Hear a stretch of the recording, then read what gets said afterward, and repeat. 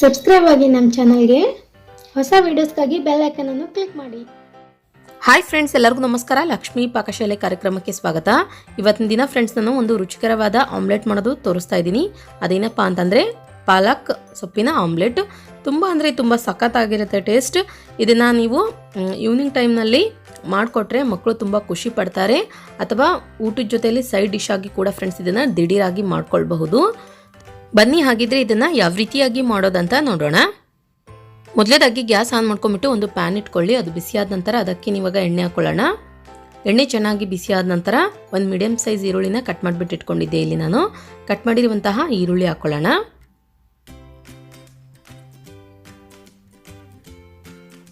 ಅದಾದ ನಂತರ ಒಂದು 2 ಹಸಿರು ಮೆಣಸಿನ್ಕಾಯಿನ ಸಣ್ಣದಾಗಿ ಕಟ್ ಮಾಡಿಬಿಟ್ಟು ಹಾಕೊಳ್ಳಿ. ನಂತರ ಒಂದು ಅರ್ಧ ಕ್ಯಾರೆಟ್ನ ಕಟ್ ಮಾಡಿಬಿಟ್ಟು ಹಾಕೊಳ್ಳೋಣ ಸಣ್ಣದಾಗಿ.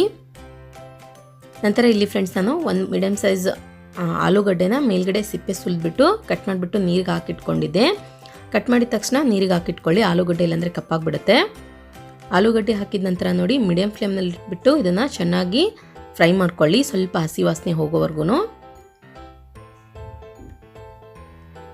ಕ್ಯಾರೆಟ್ ಮತ್ತು ಆಲೂಗಡ್ಡೆ ಚೆನ್ನಾಗಿ ಸ್ಮೂತಾಗಿ ಆಗಬೇಕು ಫ್ರೆಂಡ್ಸ್, ಅಷ್ಟು ನೀಟಾಗಿ ಇದನ್ನು ಫ್ರೈ ಮಾಡ್ಕೊಳ್ಳೋಣ.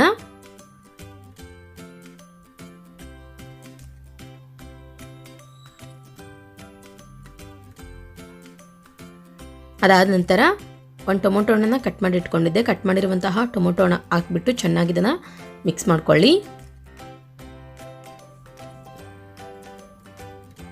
ಪದೇ ಪದೇ ಫ್ರೆಂಡ್ಸ್ ಒಂದೇ ಥರ ರೆಸಿಪಿ ಮಾಡೋದಕ್ಕಿಂತ ಈ ರೀತಿಯಾಗಿ ಒಂದು ಸ್ವಲ್ಪ ಡಿಫ್ರೆಂಟಾಗಿ ಮಾಡಿದರೆ ಟೇಸ್ಟು ಕೂಡ ನಮಗೆ ಹೊಸ ಥರ ಸಿಗುತ್ತೆ. ಮತ್ತು ಮನೆ ಮಂದಿ ಎಲ್ಲ ಫುಲ್ ಖುಷಿ ಆಗ್ತಾರೆ ನಾವು ಈ ಥರ ರೆಸಿಪಿನ ಮಾಡಿಕೊಡೋದ್ರಿಂದ.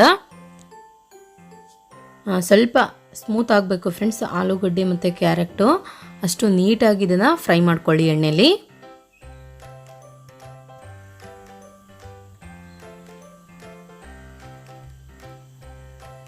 ಓಕೆ ನೋಡಿ, ಇವಾಗ ನಾನಿಲ್ಲಿ ಫ್ರೈ ಮಾಡಿಬಿಟ್ಟು ರೆಡಿ ಮಾಡಿ ಇಟ್ಕೊಂಡಿದ್ದೀನಿ ತರಕಾರಿಗಳನ್ನು. ನಂತರ ಒಂದು ಮಿಕ್ಸಿಂಗ್ ಬೌಲ್ ತೊಗೊಳ್ಳಿ. ಇದಕ್ಕೇನೆ ಫ್ರೆಂಡ್ಸ್ ಇವಾಗ ಮೊದಲೇ ನಾವು ಫ್ರೈ ಮಾಡಿದಂತಹ ತರಕಾರಿಗಳನ್ನು ಸೇರಿಸ್ಕೊಳ್ಳೋಣ. ಸ್ವಲ್ಪ ಉಳಿಸ್ಕೊಳ್ಳಿ, ಮೇಲ್ಗಡೆ ಹಾಕೊಳ್ಳೋದಕ್ಕೆ ಬೇಕಾಗುತ್ತೆ.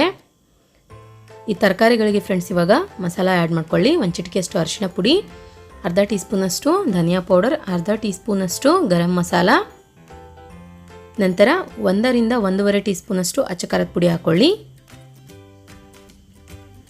ರುಚಿಗೆ ತಕ್ಕಷ್ಟು ಉಪ್ಪು ಹಾಕ್ಕೊಳ್ಳೋಣ.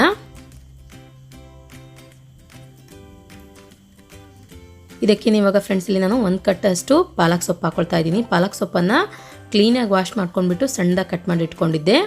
ಕಟ್ ಮಾಡಿರುವಂತಹ ಪಾಲಕ್ ಸೊಪ್ಪು ಹಾಕ್ಕೊಳ್ಳಿ. ಅದಾದ ನಂತರ ಇದಕ್ಕೆ ಇವಾಗ ಒಂದು 4 ಮೊಟ್ಟೆ ಹಾಕ್ಕೊಳ್ಳೋಣ. 4 ಮೊಟ್ಟೆನ ಒಡೆದ್ಬಿಟ್ಟು ಹಾಕ್ಕೊಳ್ಳಿ.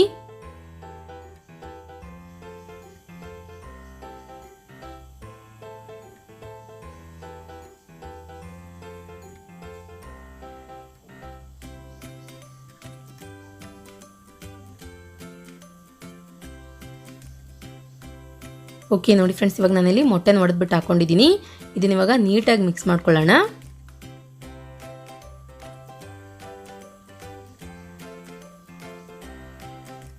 ಮಕ್ಕಳಿಗೆ ನಾವು ಹಾಗೆ ಪಾಲಕ್ ಸೊಪ್ಪು ಕೊಟ್ಟರೆ ತಿನ್ನಲ್ಲ. ಈ ರೀತಿಯಾಗಿ ಡಿಫ್ರೆಂಟಾಗಿ ರೆಸಿಪಿಯಲ್ಲಿ ಹಾಕ್ಕೊಟ್ರೆ ಅವ್ರಿಗೆ ಗೊತ್ತೇ ಆಗಲ್ಲ ಫ್ರೆಂಡ್ಸ್. ಮತ್ತು ಆರೋಗ್ಯಕ್ಕೂ ಕೂಡ ತುಂಬ ಒಳ್ಳೆಯದು ಪಾಲಕ್ ಸೊಪ್ಪು. ಕೊನೆಯದಾಗಿ ಒಂದು ಸ್ವಲ್ಪ ಏನು ನೀವು ತರಕಾರಿ ಉಳಿಸಿರ್ತೀರ ಅದನ್ನು ಕೂಡ ಇದಕ್ಕೆ ಸೇರಿಸ್ಕೊಳ್ಳೋಣ. ಇದನ್ನ ಇವಾಗ ತಿರ್ಗಾ ಒಂದ್ಸಲ ಚೆನ್ನಾಗಿ ಮಿಕ್ಸ್ ಮಾಡ್ಕೊಳ್ಳಿ.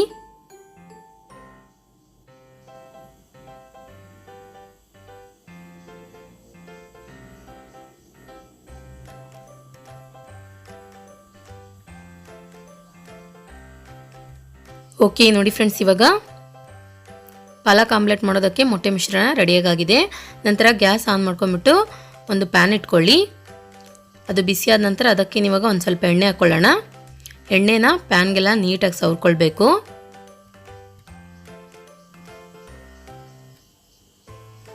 ನಂತರ ಇದಕ್ಕೆ ಇವಾಗ ಮೊಟ್ಟೆ ಮಿಶ್ರಣ ಹಾಕ್ಕೊಳ್ಳಿ.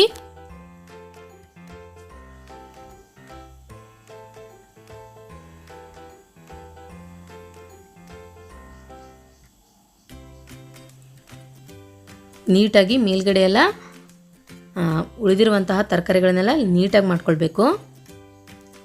ಇದನ್ನ ಇವಾಗ ಮೇಲ್ಗಡೆ ಮುಚ್ಚಿಬಿಟ್ಟು ಫ್ರೆಂಡ್ಸ್ ಒಂದು 5 ನಿಮಿಷ ಪೂರ್ತಿ ಕಡಿಮೆ ಉರಿಯಲ್ಲಿಟ್ಬಿಟ್ಟು ಬೇಯಿಸ್ಕೊಳ್ಳೋಣ. ಓಕೆ ನೋಡಿ, ಇವಾಗ ಒಂದು 5 ನಿಮಿಷ ಕಂಪ್ಲೀಟಾಗಿ ಆಗಿದೆ. ಇದನ್ನು ಫ್ರೆಂಡ್ಸ್ ಹಾಗೆ ಟರ್ನ್ ಮಾಡೋಕ್ಕೋದ್ರೆ ಕೆಟ್ಟೋಗ್ಬಿಡುತ್ತೆ. ಸೊ ಒಂದು ಪ್ಲೇಟಿಗೆ ಹಾಕ್ಕೊಂಡ್ಬಿಟ್ಟು ಈ ರೀತಿಯಾಗಿ ಉಲ್ಟಾ ಹಾಕಿ ಮತ್ತು ಪ್ಯಾನ್ಗೆ ಹಾಕ್ಕೊಳ್ಳಿ. ಈ ಕಡೆನೂ ಕೂಡ ಚೆನ್ನಾಗಿ ಬೇಯಿಸ್ಕೊಳ್ಳಿ. ನಾವು ಸೌಟಿಂದಾನೇ ಟರ್ನ್ ಮಾಡ್ತೀವಿ ಅಂತಂದರೆ ಕೆಟ್ಟೋಗ್ಬಿಡುತ್ತೆ. ಸೊ ಈ ರೀತಿಯಾಗಿ ಮಾಡ್ಕೊಳ್ಳಿ. ಈ ಕಡೆನೂ ಅಷ್ಟೇ ಫ್ರೆಂಡ್ಸ್, ನೀಟಾಗಿ ಬೇಯಿಸ್ಕೊಳ್ಬೇಕು. ಮೇಲ್ಗಡೆ ಮುಚ್ಚಿಬಿಟ್ಟು ಹೆಚ್ಚು ಕಮ್ಮಿ ಮೀಡಿಯಮ್ ಫ್ಲೇಮ್ನಲ್ಲಿ ಇಟ್ಬಿಟ್ಟು ಒಂದು 3 ಇಂದ 4 ನಿಮಿಷ ಬೇಯಿಸ್ಕೊಂಡ್ರೆ ಸಾಕು. ಓಕೆ, ಇವಾಗ ಒಂದು 3 ಮಿನಿಟ್ಸ್ ಕಂಪ್ಲೀಟಾಗಿ ಆಗಿದೆ. ಚೆಕ್ ಮಾಡ್ಕೊಳ್ಳೋಣ. ವಾವ್ ನೋಡಿ ಫ್ರೆಂಡ್ಸ್, ಇವಾಗ ರುಚಿಕರವಾದ ಪಾಲಕ್ ಆಮ್ಲೆಟ್ ರೆಡಿಯಾಗಿದೆ. ತರಕಾರಿ ಆಮ್ಲೆಟ್ ಕೂಡ ಅನ್ಬಹುದು ಇದಕ್ಕೆ. ಇದನ್ನ ಇವಾಗ ತೆಗೆದುಬಿಟ್ಟು ಒಂದು ಪ್ಲೇಟಿಗೆ ಹಾಕ್ಕೊಳ್ಳೋಣ. ಇದನ್ನು ಫ್ರೆಂಡ್ಸ್ ನೀವು ಈವ್ನಿಂಗ್ ಟೈಮ್ನಲ್ಲೇ ಹಾಗೆ ಕೂಡ ತಿನ್ಬೋದು, ಅಥವಾ ಬ್ರೆಡ್ ಜೊತೆನಲ್ಲಾದ್ರೂ ತಿನ್ಬೋದು, ಮತ್ತು ಊಟದ ಜೊತೆನಲ್ಲಾದರೂ ಕೂಡ ಇನ್ಸ್ಟೆಂಟಾಗಿ ಇದನ್ನು ರೆಡಿ ಮಾಡ್ಕೊಳ್ಬಹುದು. ನೋಡಿದ್ರಲ್ಲ ಯಾವ ರೀತಿಯಾಗಿ ನಾವು ಪಾಲಕ್ ಸೊಪ್ಪಿನ ಆಮ್ಲೆಟ್ ಮಾಡೋದಂತ. ನಾನು ಮಾಡಿರೋ ಈ ರೆಸಿಪಿ ನಿಮಗೆ ಇಷ್ಟ ಆಗಿದ್ರೆ ಪ್ಲೀಸ್ ಲೈಕ್ ಮಾಡಿ, ಶೇರ್ ಮಾಡಿ, ಕಮೆಂಟ್ ಮಾಡಿ. ಇನ್ನಷ್ಟು ಈಸಿ ರೆಸಿಪೀಸ್ಗಾಗಿ ನಮ್ಮ ಲಕ್ಷ್ಮಿ ಪಾಕಶಾಲೆ ಚಾನಲ್ಗೆ ಸಬ್ಸ್ಕ್ರೈಬ್ ಆಗೋದು ಮಾತ್ರ ಮರಿಬಾರ್ದು. ಮತ್ತೆ ಒಂದು ಇಂಟ್ರೆಸ್ಟಿಂಗ್ ರೆಸಿಪಿಯೊಂದಿಗೆ ಬರ್ತೀನಿ ಮುಂದಿನ ಸಂಚಿಕೆಯಲ್ಲಿ. Keep watching. Thank you. Bye.